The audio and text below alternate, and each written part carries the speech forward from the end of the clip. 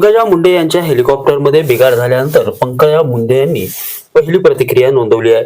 हेलिकॉप्टरमध्ये बिघाड झाला हे मला सकाळी सांगण्यात आले. काय बिघाड झाला माहीत नाही, पण मी दौऱ्यावर निघणार होते त्यावेळी मला कळवण्यात आले की हेलिकॉप्टर उडू शकणार नाही अशी प्रतिक्रिया. काल मला जे हेलिकॉप्टर होतं ते हेलिकॉप्टर बिघडलं असं मला सकाळी सांगण्यात आलं.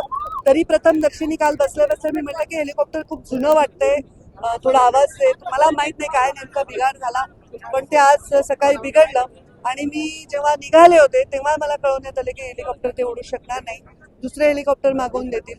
ते 1 तासात येईल, 1.5 तासात येईल, म्हणून लेट झाला, नाही तर मी बायकार इथपर्यंत आले असते. आता पुढच्या सभांना जातो. संजय राऊतांनी असं म्हटलंय की अजितदादांचा त्याच्यावर शंका उपस्थित आहे, हातभार होऊ शकतो असं म्हटलंय संजय राऊत. मला काय वाटतं, आपण काही म्हणणं हे महत्वाचं नाहीये.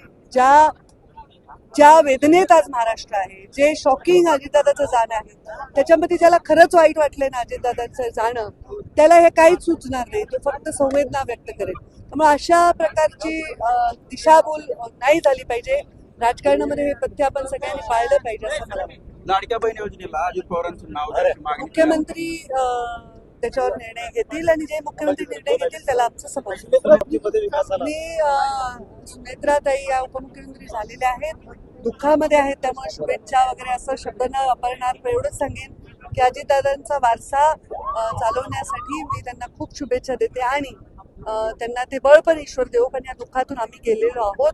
आम्ही ज्याला ते दुःख होतं त्याची सगळी वेदना जाणतो, त्याच्यातून त्यांना बाहेर यायचं बळ ईश्वर देव आणि ते स्वतःच्या पायावर उभे राहून अजितदादांचा वारसा त्यांनी चालवला. जिल्ह्यातल्या 2-4 जागा सोडल्या तर भाजपची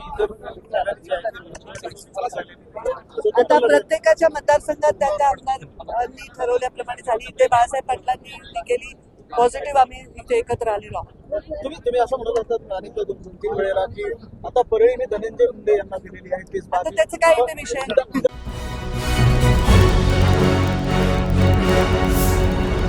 Thanks for watching Ekmat Digital.